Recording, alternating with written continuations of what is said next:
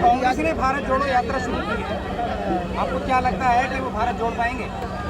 भारत तो जुड़ा हुआ है, भारत तो सारा भारत एक है।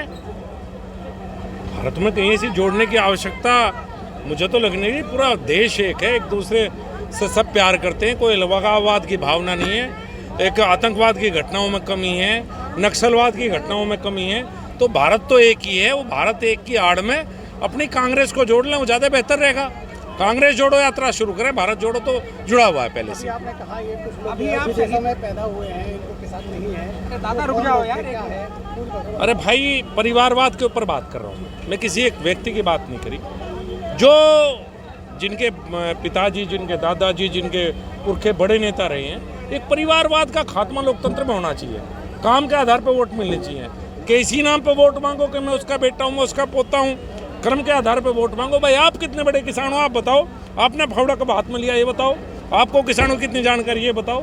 तो सबके लिए है, किसी व्यक्ति विशेष के लिए नहीं है बात। अभी आपने कहा कि किसानों को वो सम्मान नहीं मिल पाया जो उनको मिलना चाहिए, जो उनका हक है। आपको ऐसा क्यों लगता है? देखिए, केंद्र में आप ही की सरकार है, आप ही हुक्मरान हैं, आप ही के हाथ में सब कुछ काम सरकार से अलग भी होते हैं, कुछ बात सच भी कर लेनी चाहिए। कई बार भारतीय जनता पार्टी की सरकार में 8 साढ़े साल में तो बहुत काम हुए, लेकिन मैं असली जब मानो जब किसान का बेटा कहेगा कि हाँ मुझे खेती करनी है, यहाँ तक हमें खेती को लेकर आना है, हम काम पे लगे हुए, एक साथ सब काम नहीं हो सकते। एक दिन में देश को नहीं बदला जा सकता, एक दिन में किसान खुशहाल नहीं हो सकता, इसमें समय लगेगा। आज़ादी के 75 वर्ष हुए हैं, किसानों के लिए और काम करने की आवश्यकता है, सब मिलकर वो काम करेंगे। अच्छा, सतपाल मलिक जी ने भी कहा MSP कानून आना चाहिए, किसानों का भला हुआ, आपकी क्या राय है? मेरी राय तो बहुत अच्छी है, पर उनके परिप्रेक्ष्य में ना पूछें ज़्यादा बेहतर है। वो अभी गवर्नर हैं, मैं उनके लिए कोई बात कहूँ कई बार पता नहीं लगता गवर्नर हैं कि राजनीति कर रहे हैं, तो उनकी बात का जवाब देना ठीक नहीं है।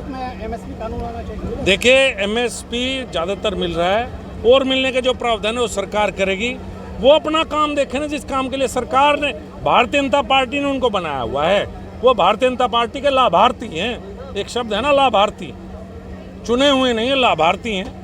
तो अपने काम वो अपने आप करें, हम अपना काम कर लेंगे, ज़्यादा बेहतर है। आज अभी आप शहीदों की महान धरती पर यहाँ मौजूद हैं। यहाँ पर हर घर में सैनिक मिलेगा, अधिकारी मिलेगा, बावजूद उसके एक अग्निवीर योजना आई जिसमें महज 4 साल की व्यवस्था है नौकरी के लिए। ऐसे में आप इन युवाओं का भविष्य कहाँ देखते हैं? 13, 14, 15, 16 4 दिन बुलंदशहर जिले की भर्ती है मुजफ्फरनगर में। 21 दिन में से 13 जिलों में से 4, कितनी बड़ी तादाद में युवा आ रहे हैं, आप कल्पना कर सकते हैं। एक जिले की भर्ती को 4 दिन दिए गए हैं, और परमानेंट भी रहेंगे। किसने कहा? 25% तो अभी का रिटेन करेंगे, अगर देश को आवश्यकता लगी और करेंगे, नहीं तो एक डिसिप्लिन फौज बाहर निकलेगी। क्या दिक्कत है? जितनी फौज की आवश्यकता देश को, वो तो परमानेंट भी रहेगी। एक्स्ट्रा होंगे तो कम से कम एक डिसिप्लिन फोर्स देश में तैयार होगी। और आज भी जब आप नौकरी रखते हैं ना, तो सबसे पहले कहते हैं कि फौजी मिल जाए तो बहुत अच्छा है दोस्त।